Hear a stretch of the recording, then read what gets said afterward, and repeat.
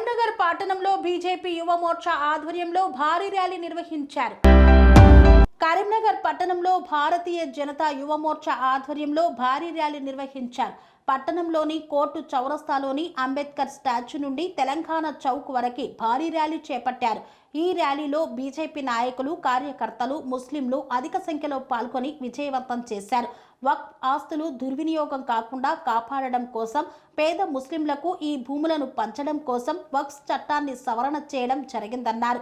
దీనిని అర్థం చేసుకోవాలని, అవగాహన కోసం పేద ముస్లిం ప్రజలకు, ముస్లిం స్త్రీలకు ఈ వక్ఫ్ సవరణ చట్టం వల్ల న్యాయం జరుగుతుందని ఈ ర్యాలీని నిర్వహించారు.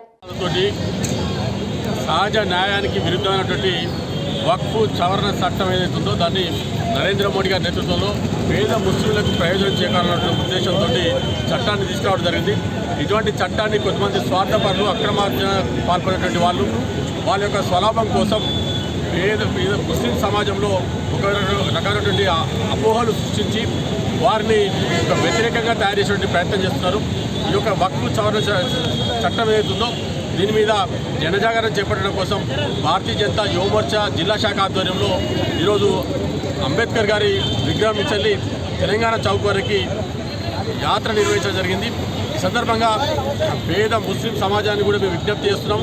ఇది గతంలో దేశంలోనే రైల్వేస్, ఆర్మీ తర్వాత మూడవ ఎక్కువ భూమి కలిగినటువంటి వక్ఫ్ ఏదైతే 9 లక్షల ఎకరాలకు పైగా ఉన్నటువంటి వక్ఫ్ ఆస్తి ఉంటుందో లక్షలాది కోట్ల రూపాయల ఆస్తున్నటువంటి వాటిని ఏ ఒక్క పేదలకు, ముస్లింలకు కూడా ప్రయోజనం చేకూరకుండా గత అనేక సంవత్సరాలుగా దీన్ని కొద్దిమంది స్వార్థం కోసం దాని అక్రమాలకి ఏదైతే కబ్జాలకి పాల్పడేటువంటి సందర్భంలో ఈ యొక్క చట్టానికి సవరణ చేసి ఈ యొక్క ఏదైతే భూమి వక్ఫ్ ఆస్తులు ఏవైతున్నాయో వాటిని కాపాడడం కోసం, వక్ఫ్ ఆస్తులు దుర్వినియోగం కాకుండా ఉండడం కోసం, ఏవైతే దుర్వినియోగం పాల్పడే వ్యక్తుల మీద చట్టపరమైన కఠినంగా శిక్షించడం కోసం ఈ యొక్క వక్ఫ్ సవరణ చట్టాన్ని సవరణ చేయడం జరిగింది.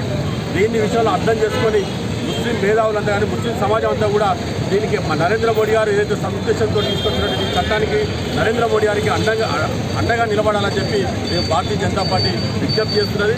ఎటువంటి అపోహలు సృష్టించే వారికి ఎవరు కూడా నమ్మొద్దని చెప్పి, అదేవిధంగా ముస్లిం మహిళలకు కూడా ఈ యొక్క వక్ఫ్ బోర్డులో వాళ్ళకు స్థానం కల్పించినటువంటి ఘనత నరేంద్ర మోడీ గారిది. గతంలో కోర్టు కూడా అధికారం లేనటువంటి వక్ఫ్ ట్రిబ్యునల్స్ ఏవైతున్నాయో అటువంటిది ఇలా కోర్టు పరిధిలోకి తీసుకురావడం జరిగింది. ఏ ఒక్క సివిల్ తగాదాల్లో, సివిల్ ఆస్తుల విషయంలో ఏదైతే రిజిస్ట్రేషన్ చట్టాన్ని కూడా విరుద్ధంగా ఈ యొక్క వక్ఫ్ సవరణ చట్టం ఉండేద్దో, వక్ఫ్ యాక్ట్ ఉండేద్దాము, దాన్ని కూడా సవరణ చేసి ఇలా మిగతా దానికి ఒక జవాబుదారీతనం చేసి ఇవాళ దానికి కోర్టు పరిధిలోకి తీసుకొచ్చినటువంటి ఘనత నరేంద్ర మోడీ గారిది.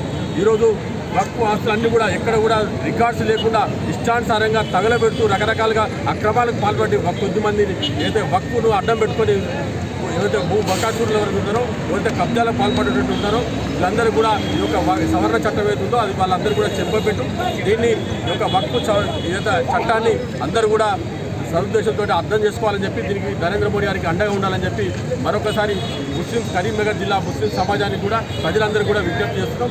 భారత్ మాతాకి. సెరెనిటీ మోడల్ హై స్కూల్ విద్యార్థులకు అమ్మఒడి, సామాన్యులకు అందుబాటులో ఉన్న బడి సెరెనిటీ.